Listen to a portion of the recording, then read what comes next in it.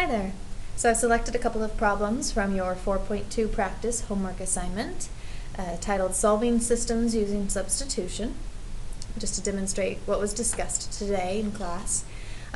So the first two we're going to look at are numbers 5 and 6, which fall under the instructions, fall under the instructions, solve each system using substitution and check your solution. Okay, so when it comes to substitution, our goal here, we're going to start with number 6, our goal is to take one of our equations and to get it in terms of either x or y. And it doesn't matter which one you solve for. But we want to solve for one of those variables so we can take that equation that we've solved for, either x or y, and substitute it into the other. And so the reason we're going to start with number 6 is because if you look at this first equation, x has already been solved for. I already have x equals. As opposed to number 5, where when you look at number 5, neither of these equations either say x equals or y equals. Okay? So we're going to have to solve for it in number 5. But number 6, we already have x equals. So this one's kind of a golden substitution problem because they've already done my first step for me. As soon as I have my equation in either x equals or y equals, then I can take whatever x or y equals and I can plug it into the variable, in this case x, that I've solved for. And so I'm going to go ahead and take that 16 minus 4y and I'm going to put it right there in the other equation. Because that is what x equals, right? X is the same thing as 16 minus 4y. So rather than writing x, I'm going to write 16 minus 4y. And then I'm going to put that in parentheses. Plus 2y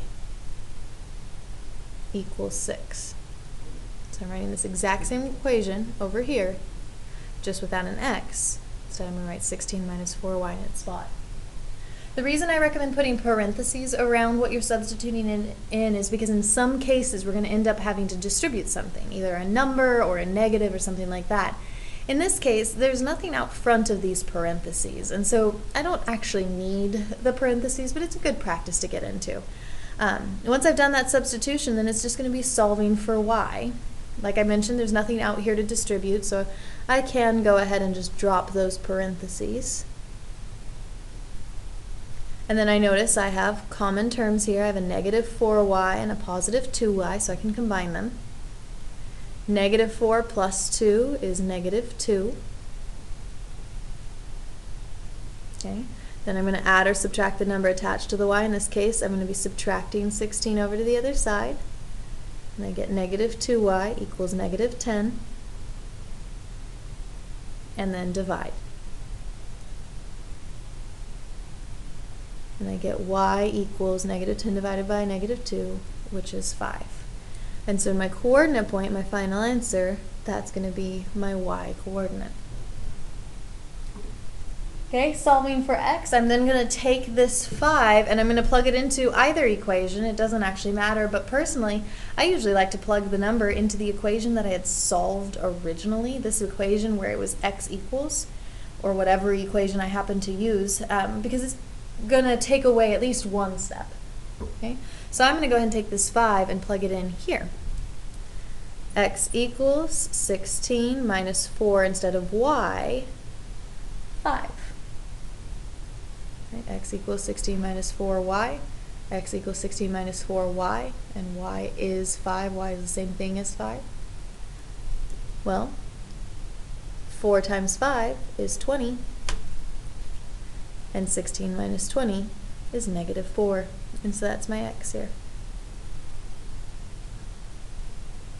To check it, we're going to do the same thing that we did in 4.1, which is we're going to take this x coordinate and we're going to plug it into our equations to make sure that we get 5 for my y, okay, or that I get a true statement. So in this case, I'm actually going to do it a little bit backwards. I'm sorry, we already checked this one. This is where we got the negative 4. I'm going to plug it in here. But in this case, because I actually have equals 6, I'm going to do it slightly different in that I'm going to take my x equals negative 4 here. I'm still going to put it into negative 4, but I'm also going to put my 5 into my y here. And I'm going to plug this into my calculator to see, do I get 6? If I don't get 6, then it's not actually a solution. Okay, so into the x's spot, I'm plugging negative 4 plus oops, plus, start over, negative 4 plus 2 times my y.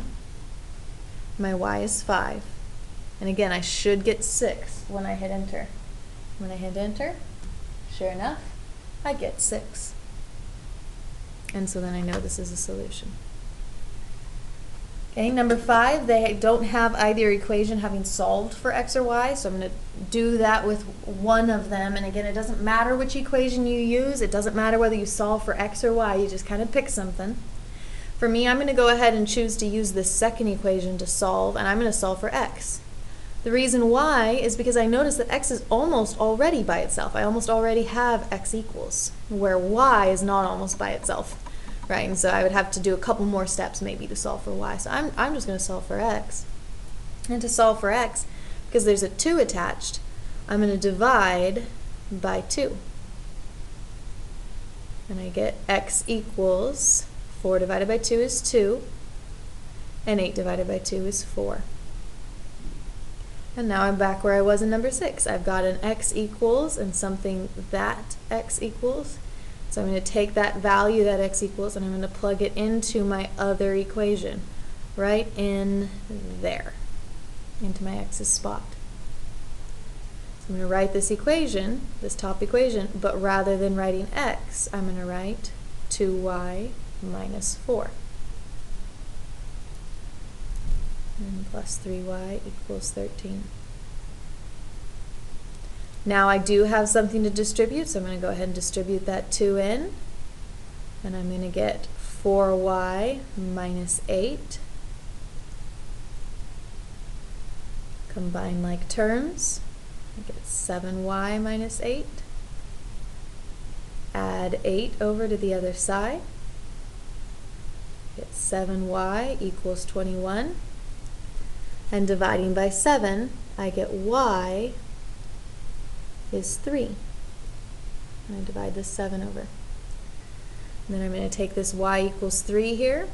Go ahead and box my answer in just so we make sure we see where our answer is there. I'm going to take this y equals 3, I'm going to plug it back into my x equals equation. I'm going to plug it into this y spot here to figure out what x is. Okay? And so x equals 2 times 3 minus 4. Right, 2 times my y, which is 3 minus 4. That's what x equals here. 2 times 3 is 6. And 6 minus 4 is 2. Okay, if I solved it correctly, I should get a true statement out of the other equation as well. So my top equation is 2 times my x, which was 2, plus 3 times my y, which was 3. And if 2, 3 is in fact a solution, when I hit enter right now, I should get 13. And sure enough I do, so I know my answer's right.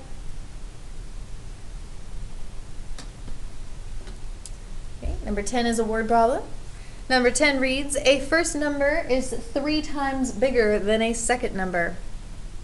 Okay, so let's go ahead and write what that is. So a first number, they don't tell me any variables, so I'm going to call my first number x and my second number y. And so this is from Unit 2. X is means equals 3 times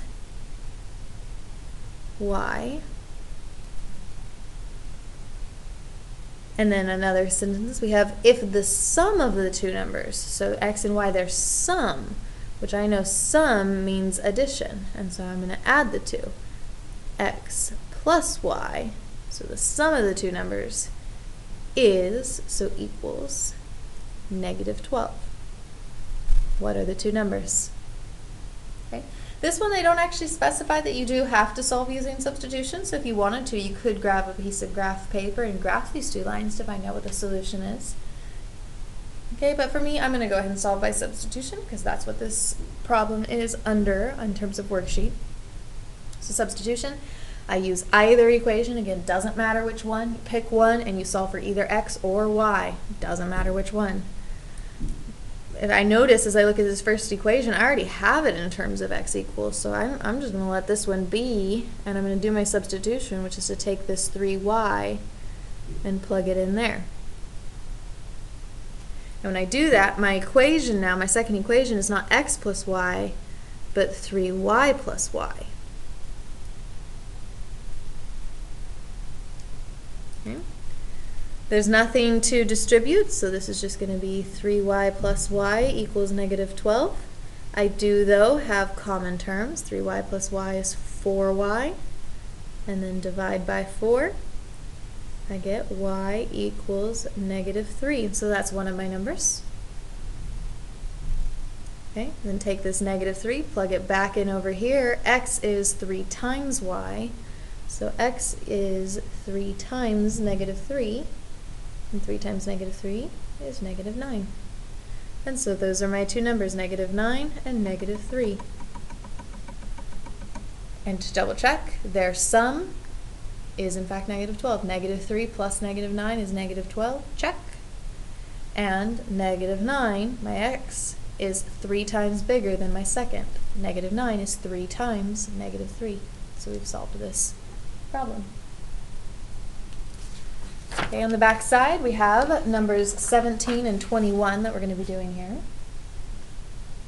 17 and 21 fall under the direction, solve each system by substitution, tell whether the system has one solution, infinitely many solutions, or no solution. And so this goes back to Unit 1. First of all, one solution is what we've been doing. Each of the three equations that we've done so far, the three problems we've done so far, have had one answer at the end. Number 5 was 2, 3, number 6 was negative 4, 5, and number 10, which we just did, was negative 9, negative 3. But I had one right answer. So that's one solution. Infinitely many solutions is if I do my substitution, and in the course of doing my substitution work, I get a statement like 3 equals 3. Well, 3 equals 3 is always true, no matter what point I put in. So I don't have just one point, because there isn't just one thing that makes 3 equal 3. 3 equals 3 no matter what, right?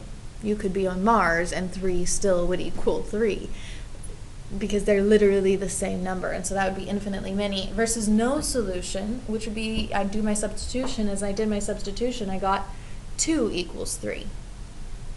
Well, it doesn't matter what value I make x. X could be 9 or 12 or negative 279,000. And no matter what I make my x, 2 is not going to equal 3. That is a false statement. And so that would be no solution. Okay? So, number 17, I have x minus 3y equals 6. And I'm going to pick one of my equations and solve. For me, I'm going to go ahead and pick this bottom equation, and I'm going to solve for x, because I noticed that x just has a plus 6 attached, and I can do plus 6 pretty quickly, right? To undo plus 6, I'm just going to subtract 6. And so I get x equals 3y minus 6. Okay. Now that I've solved for one of my variables, I'm going to go ahead and take this 3y minus 6 and put it back in to the other equation, into my x's spot. And so I get 3y minus 6 instead of x minus 3y equals 6. Well, there's nothing out front of these parentheses to distribute in, so I can just drop them. I do, though, have common terms here, 3y and a negative 3y. And my 3y minus 3y is 0. They actually cancel each other out. And so I have negative 6 equals 6, which is a false statement. It doesn't matter what I make my x and y, negative 6 does not equal 6. And so this is no solution.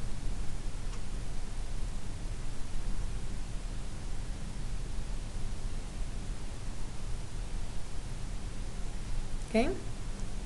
And then down here, I've got y equals 3x minus 6 and negative 3x plus y equals 6. And so then solving for a variable, well, as I look at my top equation, I already have a y equals, and so I'm just going to take this 3x minus 6 and I'm going to plug it in there. So I get negative 3x from the second equation here, plus not y, but 3x minus 6 equals 6. There's nothing out front of these parentheses to distribute in, so I can go ahead and drop them. Whoops, that should be an X, sorry. And then I have like terms, negative 3x plus 3x is 0. They cancel each other out, and I'm left with negative 6 equals 6. Which is the same thing I got in number 17. Negative 6 does not equal 6. Doesn't matter what x and y equal, that is a false statement. And so this is no solution.